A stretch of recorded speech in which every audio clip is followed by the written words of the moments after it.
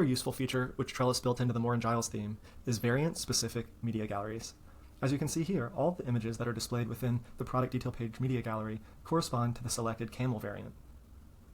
If you click on an image, it will enlarge in a modal window to a high-resolution version of the image, and these images also correspond to the images which are in the media gallery for the selected variant.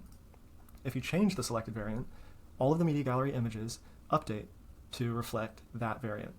And if you click on one of these, you'll be able to see the high-resolution versions of these images in the modal as well. Natively, BigCommerce supports only one image per variant. In order to achieve the variant-specific media gallery functionality, Trellis used meta fields.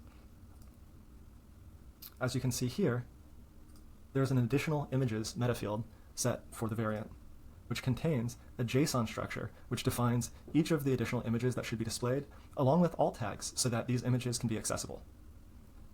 Adding variant-specific media gallery images did not require the use of an app. We do use an app to view the meta fields within the admin UI, but these can also be added via the API, and currently they are being synced from Moore Giles PIM.